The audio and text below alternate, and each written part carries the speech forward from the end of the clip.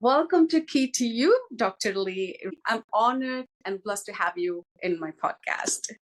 It's my honor. I was so delighted that you asked, and I've been looking forward to this day and this time to make this happen. So yeah, we are here to have some fun and talk about stuff that we know people will find very relevant.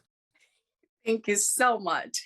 So I'm excited for my audience who are going to be listening to this to learn from you the wealth of knowledge, the wisdom that you have from your, the knowledge and the experience. And in this evolving landscape of human resources and how the leadership development is so key and important in this space, we really want to learn more from you. With that, first question I really want to know is, what does leadership development mean to you? I know you conduct leadership development programs, and how do you see that helping people to build that skill, to build that knowledge, to help themselves and also the company? Well, let's just start right from the beginning. Yeah. From where I sit, given everything that I've learned about leadership and practice and taught and all that, leadership is kind of the alpha, from the alpha to the omega. It's the one topic that binds organizations together because it cuts across so many. You can talk about sports, you can talk about entertainment, you can talk about business, education, government. It doesn't matter. You can pick the organization, and there is a leadership element that's woven through that. Yeah. Which means that it's a common denominator. It's a common denominator across organizations, and just as important, because how we behave as leaders really impacts the kinds of productivity that gets done in an organization, how people feel about working in that organization. I mean, it has a real ripple effect. You take someone who's a very effective, very good leader, that ripples out into an organization, and sometimes the line that separates a good leader from a bad leader is so thin. Yeah. Right, but it's the same ripple impact. So when I talk about leadership, when I'm doing presentations and I'm just kind of getting folks actively involved, what I want them to know fundamentally is that in order to be an effective leader, you have to work at it. All right. Yeah. Some folks tend to operate under this model that, well, you're born to lead. That's what I was going to touch. Go ahead. Many people have this myth, you're born to lead. But is it a skill that anyone can build, or is it inborn skill that 95% of people who are effective leaders have learned to build the skill. Right? I'm not going to take away from, some people are born to lead. Maybe they are, maybe they aren't. I haven't met one. Yeah. Every effective leader that I've met has been someone who has worked at it, has identified the skills they need to be effective at it, and then they went out and mastered the skills. Right. Anybody that I've met who's been an ineffective leader has not worked at it, has not developed their skills. Right. Right. But I have no idea how they are negatively impacting the people around them. That is so true. So you talked about the feelings and the behaviors. Can you elaborate a little bit on that? Because you touched such a core topic, because I feel like how you make me feel is how I'm going to be responding back to you. Exactly. So how would one have that conscious of and how it gets connected with the leadership? Any kind of little bit more elaborate? Well, one of the things that people oftentimes don't tend to take into account is the power of observation. Yeah. The ability to be silent long enough to look at what's going on around you and look for those discernible patterns that give you information about things that are going on. Wow. And then there's that ability to say, well, if I want to be effective at this, I need to learn how to be more observational. I need to be better at listening. I need to be better at resolving conflict. Yeah. And the only way I can get better at it is, one, be aware of the fact that I'm not good at it. And two, put myself in situations where I'm constantly practicing that skill so that it becomes second nature. Right. People have talked about listening skills since the beginning of time. I know. I suck in it at the beginning. I mean, I didn't know I was bad at it, right? None of us knew we were bad at it. Yeah, Right? it took a while before I realized, like, wait a minute, slow down. Slow down. Let me go silent for just a moment, Right. and let me pay attention to what's being said to me. Right. People, folks, they'll say, is there a distinction between hearing and listening? And they absolutely are. Mm, If you're hearing trying to anticipate what you're going to say. If you're right. listening, you're trying to make sure you understand everything that person is saying to you Yeah. before you formulate a response as to what you heard. I just love what you just said. There's a difference between hearing and listening. Listening is the most important skill, not just be there to hear and keep thinking about what you have to say. Well, when folks say I'm not a good listener, I go, yeah, you probably aren't. Doesn't mean you can't be effective at it if you want to practice it. It's a Exactly. skill, like any other skill. Yeah. If you're learning how to throw a baseball, you're learning how to play ping pong. It's just a skill, and so you Yeah. spend time practicing that skill and scenarios that allow you to listen. Then you practice listening. Scenarios then in which you're trying to resolve conflict, and you practice resolving conflict. So Right. that in time, those skills begin to show themselves in the organization, and they become areas in which you as an individual start to stand out. Right. So Right. now folks are saying, well, you must be a born leader. No, you're not a born leader. You Ex- are someone who practiced leadership and became Right. effective and efficient at it, so that when it was demonstrated, it was seen as something that's very natural. So That's awesome. 95% of it is skill based. You want to learn how to be an effective leader, Yeah. identify the skills and practice the skills. Okay. That's really good. So, many of us right now, including me, how does AI change this leadership? Well, let's go. So here's the AI question: are you talking to me or my or my AI hologram? How do you know it's me? No, Is the leadership skill change with this dynamics? they don't change in that if you recognize that AI is a tool, Yeah. right? Yeah. Remember, at one point in time, and you're way too young to know this. That's why I can use this. But at one point in time, no one envisioned anything beyond electric typewriters.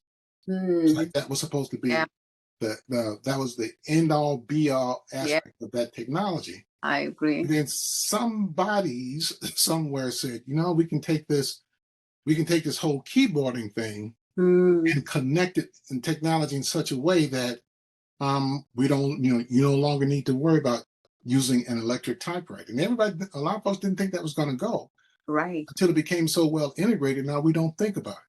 Well, I think AI is the same thing. Yeah. And AI is the perfect tool for people like me. And what I mean, people like me, folks who are always slow to embrace technology. All right. My son is quick to embrace it because that's how he's raised. I can You understand. work in it, so you're quick to embrace it. So No so choice. you two can get into this language about it, know what you're talking about. Yeah. I Yeah. just sitting there listening, going, I don't have a clue what they're talking about. But I'm also wise enough to know that, but it is a tool that I need to learn how to master and Yeah. be able to talk about how you use this tool effectively when Yeah. you're in a leadership role. Yeah. And what's the skill that comes with that? Yeah. Maybe there is a skill to trying to blend the technology of AI with Hmm. individuals who are involved in critical team projects around the organization. Right. So teaching folks how to use that in such a way, how to write reports, how to generate data, how to go after things and compile them in such a way so that they are, effective. They are effective as they're packaged. Right. But the simple fact of the matter is you can bring me that entire package in a presentation, but you still have to present it, Madam Leader. Exactly. Yeah, I completely agree. And this is my personal question too. For I'm sure like many of the people in the leadership area would have this as well. I always feel like I need to know what's happening to the deepest level on the technical side for me to be able to lead the technical team. Oh, maybe there's a balance, but is it always critical for you to have the back end tech knowledge and the business and the relationship all to come together as a leader? Here's what's going to happen as you Yeah, continue to move through your career. You'll have broader and broader responsibilities right. where you are actively engaged in the actual business of the organization. Mm-hmm. So much so that you won't have time to go deep with Deep. the Yeah, technology piece. So, right. so what becomes important Yeah, is that you have people who are effectively in those roles right. who are the ones who go deep. So Yeah. that when you are meeting and collaborating with them, what they're sharing with you is the wisdom that comes from going deep, but Mm, also providing you with information because you are making decisions now at the enterprise level. right. Which means you're trying to look at how the business connects, how the organization connects, how it operates internally, how it operates externally, how it Hmm. operates across the various functions. So Right. you are making more organization-wide Farm. decisions, Yeah, and and rightfully so, you won't be as involved in the whole technical piece. That's exactly. for other individuals to do for you. Oh, And part of leadership is knowing when I got to let go of this stuff down here. yeah. All this stuff up here is pulling at me, and you got to be very efficient at that. That's perfect answer. Why do you think many leadership training programs fail to create a lasting change? And what's one key thing organization can do differently? Well, they fail because individuals who go through leadership training aren't allowed to actually practice it when they get back in the organization. I'm so glad you said.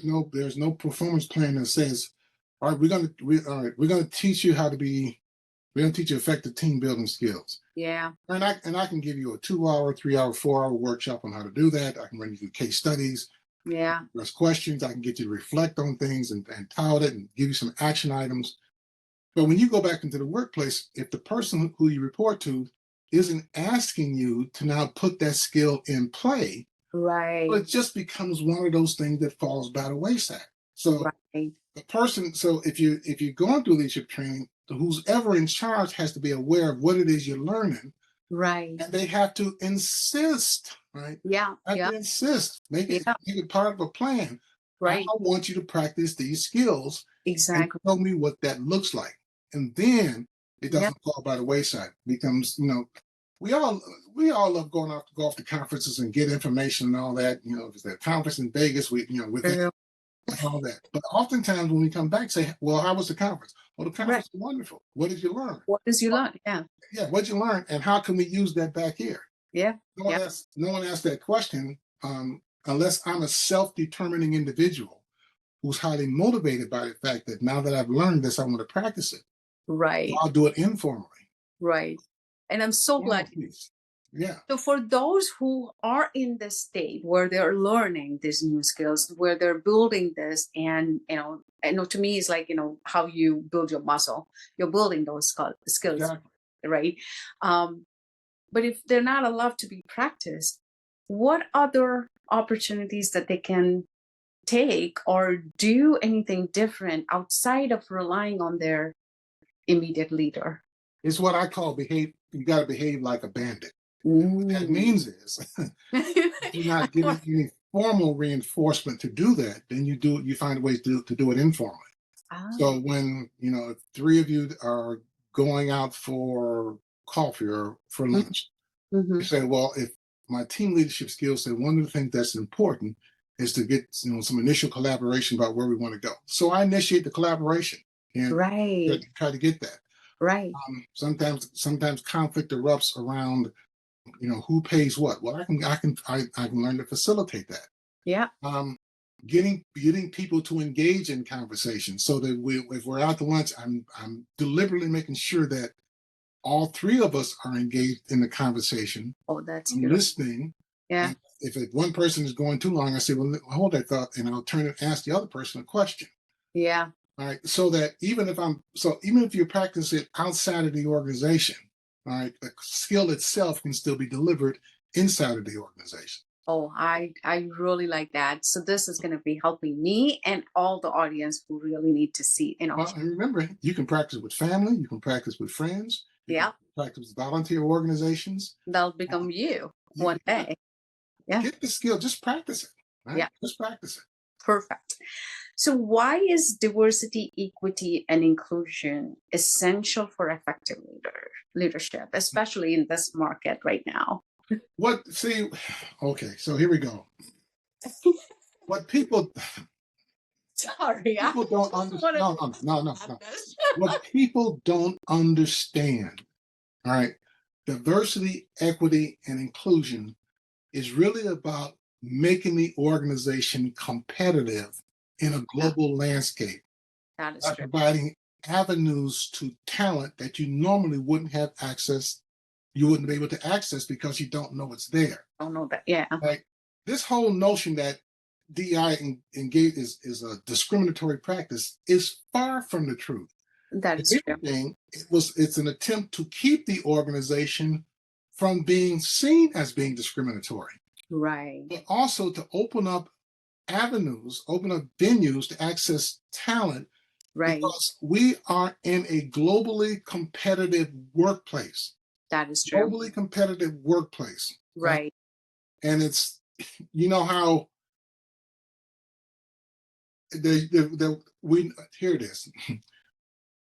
For all of you listening, Yeah, we are no longer we're not a globally labor surplus market. I agree. We I are not. We Yeah, are a globally competitive market. right. And when you restrict avenues to talent, Yeah, you limit the competition that the organization can be at the global level. right. So you you tend to create more of what you already have Yeah, without having access to ideas that are going to keep you right. competitive. So Right. for Right. anybody in any leadership role, contrary to what is being said publicly about no DEI, don't do this, no, no. What you need to know is that the workforce that you have to access Right. represents a rainbow of talent, It is. right? And And your goal has to be, I want access to the best rainbow of that talent that we can bring exact to this organization. And exactly. then making sure we have a culture in which access is important to everyone who's part of that organization. Right? Right. And the Right. other thing that I have to keep in mind as a leader, I have to be aware of my own biases in terms of Hmm. promotion, advancement, restrictions, and all that. Right. Because it's not unusual for someone in the leadership role to have a team that looks like, acts like, sounds like, behaves just like they do, and Exactly. even be aware of the fact that that's what they just did. Right. Exactly. Right. And to me, it was right now in my whole number of years of experience, it's a wide range of people, personality, cultural, culturally, they're different. They come with a different understanding, right? To understand these cultural differences and personality differences, and which is all the main core thing that come together as that we need to know and be successful as a leader. You got to be human to human. You know what the resistance is to all of that, and I've heard it time and time again. I just shake my head. The resistance is then I mean I've got to spend time getting to know my people. Yeah, Yes, you got it, right? you're That's the right. number one thing that you got to do. What else are you gonna? What help me understand why you don't understand that? Exactly. That's Right? your 50% of the thing, right? That you got to know your people. How else are you gonna build relationships? Right? How else are you gonna have access to Exactly. what's in their head, Right, right, what's in their experience? right, What you bring to that team right. that could make a competitive difference. Exactly. Exactly. And I'm so thrilled that you said that. So, what's the most common blind spot you have seen in leaders trying to build an inclusive environment, and how can they overcome it? Because people will say, I'm inclusive, inclusive. What you say and what your action does not match most of the time. So, Now the blind spot that what we could call it blind spot, I'll call it the bias spot, bias blind spot. Maybe we yeah, coined the term. The Oh, bias blind spot. I'll use that. Yeah, and it's just as simple as this. Let me use this example for anyone who took driver's training 127 years ago, like I did. All right, we are taught. Yeah. 10 o'clock, 2 o'clock, hold the steering wheel, and you're looking straight ahead, looking straight ahead. But one of the things they also try to make us aware of is that, but even though you're looking straight ahead, there's a blind spot right next to you. Yeah. Don't see, and you're not aware of it until you turn your head, and then it opens up the world to you. Yeah. Well, oftentimes our own blind bias spot has us so focused on, I have all these folks who attended the same university that I attended. I have all these folks who are part of my fraternity. I have all these folks that I knew from my neighborhood. I know all these folks who are from my area of Michigan. And so that is my, that's my road. That's my zone of comfort because I know them and they know me. Yeah. However, if you just look a little bit to the left or look a little bit to the right, there are other talented folks who need to be brought into that to keep that team from engaging in what's classically known as groupthink. Yeah. But it's all of one mind, so you don't really see. There's certain things you don't see until someone from the outside comes in. And it's always one of those things that you can be so into something you don't see it. Yeah. But your close friend sees it. Or someone kind of walks in and looks in and say, "Well, yeah, I can see it." See what? You can't see that? No, I don't see it. Right. How could you miss it? Because they're so immersed. Yeah. That it excludes the possibility that there are other things that could be helpful to them. So somebody really intervene and shake them to look outside. Yeah. What I'm thinking, right? Because they would not, if you're self-aware, I mean, to me, I do self-reflection. Because to me, it's so important, right? I mean, entire day, whatever I have done, I just sit for 5 minutes before I go to bed and look at what I have done the entire day. There are things that I did not do right way. And I kind of put that on the paper and then, okay, this is what I need to do differently in the future. Or this I did not think through and take action on that the next day. But I don't know if everybody's into that self-reflection, self-analysis. Well, most people aren't, and they should be. But here's the thing I would encourage you to do. Yeah. Since you do have that as an exercise. Yes, by all means, do that. But then share that reflection with someone whose opinion you trust. Oh, I love that. You go, well, here's what I'm thinking. Right. What do you think? Yeah. All right, because that's that pair of eyes coming at you. Yeah. Both seeing and hearing what you're saying, and maybe there's some additional insight that they can add. Yeah. And sometimes if we say something out loud, we hear it for the first time.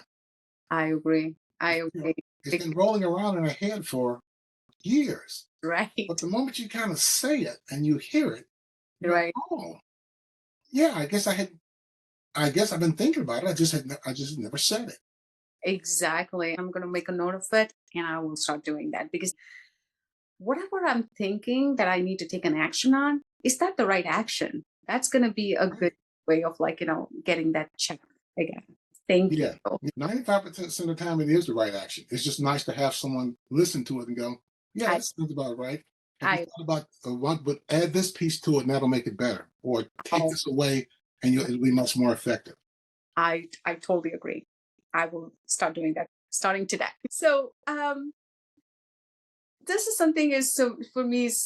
I always thought that how I am at home and what kind of a person I am internally is going to show up in the business too, in whatever I do, because your energy, I'm a believer of energy, and your energy exudes. Whoever you are internally, it comes across so clear around you and when you meet people, right? So this question is, what non-business experiences have most shaped today's leaders? And what advice would you give to leaders looking to grow through similar experiences? So what non-business? Right. And let me tell you why I say this.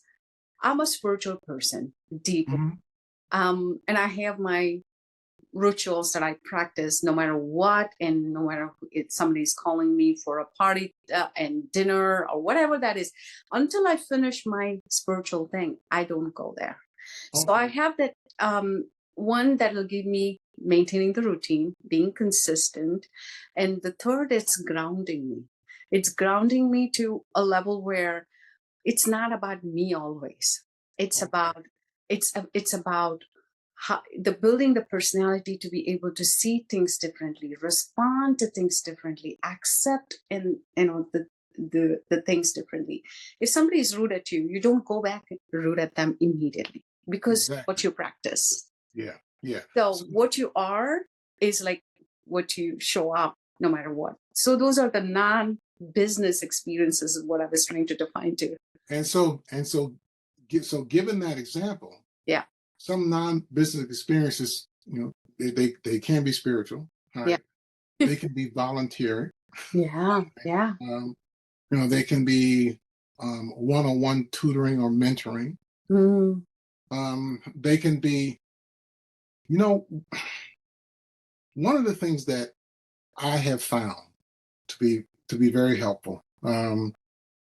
I've oftentimes encouraged people that from time to time you need to go teach a class. You need to teach a class, and here's why. yeah. Um, Sometimes teaching a class Yeah. allows you to hear Yeah. thinking out Mm, loud and to also see its impact on an audience that's receiving it. yeah. Right? I Yeah. learned so much from the audiences in which I've been a teacher, Mm-hmm. but sometimes you don't know what you think about something until you get a chance to say it out loud and see how Mm, it connects or resonates with an audience. right. And I share that because Yeah. for there's always been folks who say, well, teaching is easy. And I just kind of smile. No way. Don't do it. Exactly. Do it. Right? Just Right. go do it. Yeah. Right? So individuals say, well, I want to, teach a class. How do I know how to do that? I'm always encouraging folks with, Yeah. folks like yourself who have these real world experiences that Mhm. you can bring into a classroom at a community college, a small college, business college, wherever, Yeah. among individuals who are either learning it for the first time or Mm, are out in the world and just need to get some reaffirmation or confirmation that they're onto something. yeah. But being responsible Yeah. for non-business activities, being responsible for the teaching and passing of information Mm-hmm. to others in that kind of formal setting, boy, that can be so enlightening. That can be so Oh, I enlightening. would love to get that out. I will look for that opportunity because I feel like there's so much to share that it takes that structure, that organized way of, That's teaching what it does. and how you capture audience's attention. I don't think it's easy. And Things. well, but see, you're on to the reason why. Yeah. It takes all those thoughts that just bouncing back and forth, Right. put a structure around it. Right. They said, and so every week, here's the structure, Yeah. the topic, here's the structure. You need Yeah. to go out and deliver it. Right. So it allows for that, I call it organized chaos to be within the structure. And Right. get delivered in such a way that is meaningful. But Yeah. when you reflect back on it, and you're a self-reflector, when you reflect back on it, I'll just sit there and go, I have no idea where that comment that I made came from. But Exactly. actually, that was an insightful comment. I mean, yeah, okay. I don't know where it came from, right? There But it you came from go. within you, right? It came Right. from within you through the Yeah. structure that you provided. Some energy flow, I would say. Yeah, yeah, absolutely.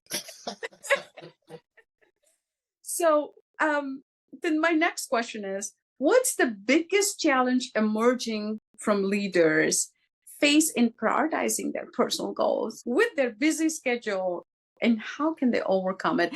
And I'm asking this because I know many leaders say, "Oh, I'm so busy. I'm so busy." And I was one of them a couple years ago. But now I'm like, yes, I'm busy for what? And how do I organize my calendar, my priority, give justice 100% to what I'm doing? Plus, I need to be taking care of my other passion that I have Yeah. along with my kids, because to me, I have 3 jobs, like, my day job, my evening job with my kids in kitchen, and my passion that I have right now that I wanted to do, right? So it was not easy for me to realize that, but I would like your insight and wisdom to be shared with the audience. Well, here's people say you know people's priorities by what they consistently do, Yeah, and consistency also means comfort. You get into this kind of zone of comfort of doing things, so comfortable that you don't even tend to think about it yeah, until all of a sudden something kind of jars your thinking. You go, well, how long have I been doing that? exactly. You ask your kid, well, how long have I been doing that? Well, mom, Right. I know since I've been born. Ah, I don't know why you didn't see it, but it's pretty right. obvious to me. Right. And for anyone in this 21st century kind of crazy environment Mhm. in which leaders are challenged by so many things, Yeah. um, there really isn't a clear line of demarcation from when you're at work and when you're at home, and when you're at home and when you're out in the environment. It's like Right. there's a thread that kind of weaves through all of that. Now Right. that's unfair in a lot Right. of ways. Right. That's what technology has done. Mm-hmm. So then the issue becomes, well, what level of importance and energy am I Mm-hmm. giving to particular tasks? Because not every task can get 100% of my energy, and I not every task can be 100% important. right. On any given day, you have to ask yourself, what's the action that I want to get from this when this workday is over? What's the Yeah. action I want to get from this Mm, once I've gotten home? What's the action I want to get from this when I'm out and about with my kids, or something like that? yeah. Raising the level of awareness Yeah. on how you prioritize Mm-hmm. is going to be increasingly important, especially. I mean, you're going to be moving up in the organization. You're going to get more expanded responsibility, Mm-hmm. broader scope of things, and all that. Yeah. And that just means more responsibilities end up on your plate, and Right. you're trying to balance all that. Well, Right. you learn how to develop people early, understand the importance of delegation. Mm, You're working with an executive assistant to whom you say, these are the blocks, these are the times that you X on my calendar. Nobody has access to that. That right. might be thinking time. That might be Right. follow-up telephone call time. That might be yoga time. That might be going on the computer and finding a good vegetarian meal time. There you go. Yeah, yeah, yeah. Right. Right. And you make sure that person knows and understands why that's important to you, so Right. that they know that every Tuesday and Thursday from 2 to 4, Yeah. block off that time because you're going to be looking for vegetarian recipes, or I you like. follow up on some things that are going on with your kids, right? Right there on Right. the job. Right. So you don't get overwhelmed by the fact that you are a leader in Yeah. a large organization, Mm. responsible for a lot of things that go on. And a couple things I want to take what you just said. One is a delegation. People have trouble. People have trouble delegating things because in their minds, when I do, I know I'm going to do this perfect. Yeah. But if I do that, how do I know this is going to be perfect? This my name is going to be tagged there. I think we need to come out of that feeling. We got to be trusting our people, How, developing them, how else are you going to develop your people? right? I mean, I really like what you said about the delegation because I wanted to elaborate that a little bit further for the audience who have a Okay. trouble delegating. Well, so for your audience, there's a difference Yeah, between delegating and dumping. So you don't just dump stuff on people, say, get it right, done. right. And when it's done, there is no connection to growth. Oh, yeah, Delegation is a task or a yeah, set of tasks or a project which that person has complete responsibility, right, right, for right, making happen. right. And when it gets delivered to you, what they Yeah, are delivering, you have the opportunity to both look at, evaluate, yes, no, yes, fix this, but right. it's not that you're doing it. Yeah, They are doing it, and they yeah, are stretching themselves Right. So that the thing that's been delegated to them is Right. accomplished, but is attached to a growth cycle. Right. And I feel blessed because all of the teams that I've been handling thus far, they're great people. Yeah. And I feel like when I say great people, I feel like, we both have that human relationship. I took time to sit down and understand the team. They were, from wherever they're at, and made them feel that comfort, give that comfort, give that Yeah. environment for them to thrive, and build a beautiful relationship. So I love my teams that I've been working through all my life. So that's Wonderful. something that for sure. How can leaders stay curious? This is something I am so curious about everything, but at the same time, I feel like, I don't want to scare people by being curious. So, and committed to their development because I am committed for my development, Dr. Lee. Mhm. And I'm sure like there are many souls like me who are curious and committed to develop their own self to help them and the company they're working in or whatever they're doing in their life, whichever Well, company, whichever the world they are in. well, you know what? If you don't have curiosity about things that are going on, why are you even in a leadership role? Mm, I mean, information changes on a day-to-day basis. right, Um, things can do a 180 in a matter of time. There's a right. curiosity. I don't know this. I don't know anything about what sits behind the world of AI. You know that a lot better than I A do. little bit better. A Okay. little bit. How about the difference between Mercury and Venus? I mean Mercury and Pluto. So I know there's something there. I'm Yep. curious about what's there. Mm-hmm. I'm not curious about the going technically deep with it.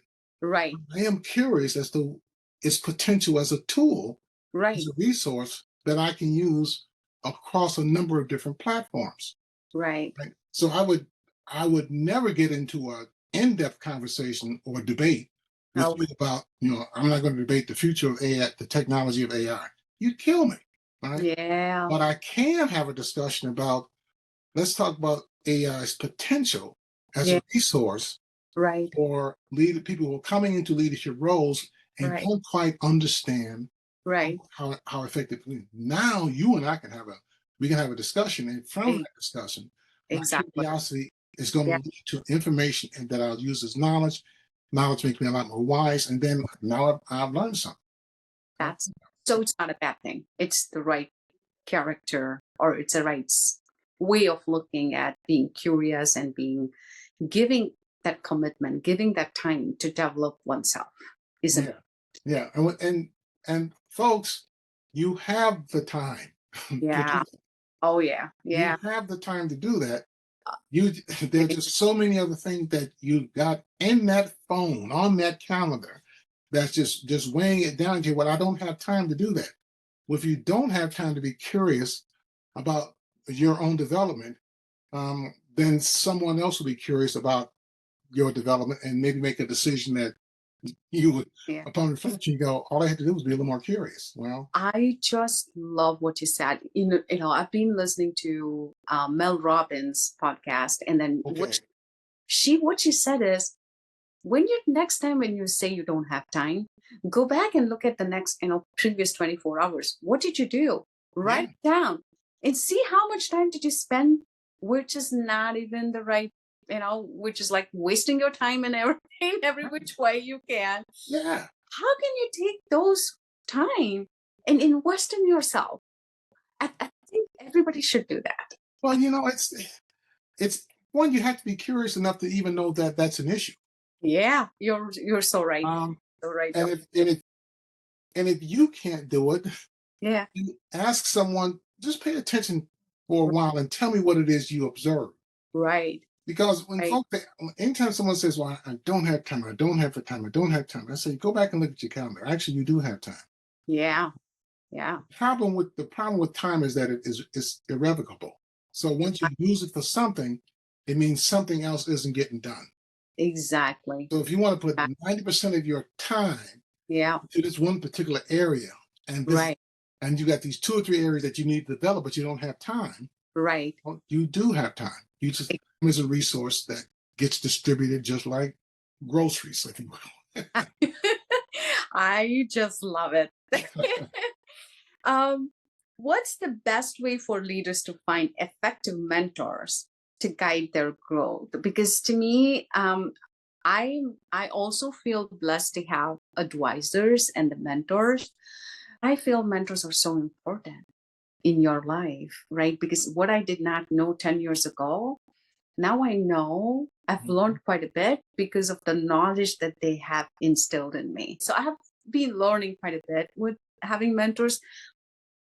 What's your suggestion? What do you Well, sometimes it is just as simple as knocking on the door, but you spend time thinking about, who is this person? What is it about him or her that I find fascinating? What attracts me to them? What right? is it that what is it they're doing that I want to know how to do? And then from there, when you approach the person, I Yeah. have found that 90% of people, when asked, are more than happy to be somebody's mentor, right? Because they're not thinking about it. Yeah. I mean, now they may say, let's explore the relationship first. Let's make sure I'm the right Yeah. person for you. Right. Right. But more often than not, when asked, I think most people are flattered Right. and oftentimes don't recognize that I guess I Right. could be mentoring some folks. And if someone's asking me, Yeah. um, Yeah. I'm obligated to do it. Now, here's the other thing, and this is for you folks who are out there. If someone says Yeah. no, don't take it personal. All right. What they're Mm. doing is giving you the most information they have about their own self-awareness. Ah. Yeah. So maybe they don't have the time right now, maybe they don't have patience, maybe Yeah. they don't like you, maybe they still don't want the responsibility Yeah. being Yeah. a mentor for someone. Well, don't stop there, because there are a Hey. number of folks who are more than willing to Right. step to that. Go to Right. conferences, all right? Mm. Make sure you take another class, and put yourself in scenarios where you get a chance to observe others who are a little bit further along than you are. Right. They're skillful and knowledgeable, and Right. just kind of follow what they do, and then ask yourself, Yeah. can I have a conversation with this person about being a mentor? You honored me when you said, well, my son's at Michigan State and so and so. Yeah. We Yeah. help him. Well, absolutely. Hey. One is a Spartan, so I don't have a choice. But So yeah, I, but I'm saying, he's trying to get there. yeah, and there are people, Dr. Lee, who are like, I don't know what is that is stopping them. Oh, how can I ask them? Will they say yes? Will they say no? Even before they take, attempt to take, Yeah, get themselves out there to ask, they'll step back. And I'm like, it's so curious for me to find that what is stopping them. it's just the fear of rejection. Yeah, I You think we should talk. put yourself out there and you ask a question, and the biggest fear is that the person will say no. And you have to be mature enough and strong enough to know that if the person says no, no is not the final answer, because Right. there is a yes out there waiting for you. Exactly. I'm so glad you said that. Just like how I attempted to outreach to you to be part of our podcast session today. The worst thing that can happen is say no. And I'm like, I was ready for it, right? I mean, you gotta be ready for accepting whatever the response that universe is gonna give you back. Exactly. But have to have that belief in you that when I ask, I'm so pure enough, the universe will get me some yeses. So I am blessed to have you today. But then, so this is something so important for those people who are like not really taking the next step in their life, and it's so important. So that's why I thought it's a good question to get your insight and your feedback. Everybody needs mentoring. Everybody needs mentoring. It doesn't, the assistant, the vice president for so and so needs to be mentored by someone who's the chief something of so and so. Chief Mm, something of so and so needs to be mentored by the board president. right. The first line supervisor needs to be mentored by someone who, is in some kind of managerial role. Everybody needs some kind of mentoring, Yeah. because you said you thought you were always right. I thought I was always right. And I thought, you start to listen to folks that are my mentor, and you all of a sudden you find out Oh, I didn't know nothing. Exactly, right? That's me. Wow. Sure. Like I felt like I was so stupid for so long that it took me a while to realize that. I didn't know I was that unwise. Nobody told me Nobody told until me. until someone shared knowledge and said, "Oh, I didn't know that." Well, how Yeah. could you? Huh? Yeah. How could See, you? I love the word that you said, wise. I'm going to use that next. And this is the thing also, Dr. Lee, like, some of us, like, especially me, that's another story for another day, but then you come with a certain knowledge and skill and you develop every day goes by, every year goes by, you develop upon it because you are putting time, and one should really give time to develop themselves, learn and grow every single day is my belief, to unlock yourself, unlock your own potential. If you don't work on yourself, you don't know how to unlock your potential. No, you don't. No, you don't. And I think it's important for people to know that organizations are inherently restrictive, and that's not negative. Yeah, It's a way of controlling the behavior within that structure. right, We have right, policies, we have procedures, we have rules, we have regulations, we have culture. All right, that, for the most part, is just trying to put a framework around behavior so it doesn't go crazy, right, right? right, Because right, you just can't have people doing anything that they want to do. But right, on the other hand, too much of that can restrict individual potential so right. that you don't get the best of that individual because he or she has slid in such a zone of comfort, Yeah, they don't even understand what their potential is because exactly, it's not being brought out in any way. And exactly. I'm an avid believer. Anybody who walks the planet has a ton of potential. So it's just a question, how do you get it out of you? That is so beautifully said. And I am so thankful for your time today with us. And I'm sure like this is going to be such a good message for all the audience who are listening to our conversation. Any last word that you want to share for our audience today? Well, only that this was just a marvelous experience. Time has gone by too quickly. I hope information has been helpful. It's Um, very, and I don't know. I just think that whatever it is that you think you can do is only one fourth of what you were born to do. right. So the difference between what I can do, what I am born to do, that's a gap that we spend all of our lives trying to close. Right. Dr. Lee, I'm honored and I'm thankful for you to be on our podcast today. I'm sure like I'm going to have more sessions with you. I enjoyed, and I'm going to have more Okay. sessions with you focused on your knowledge on on the human resources side. That's that's my baby. I totally.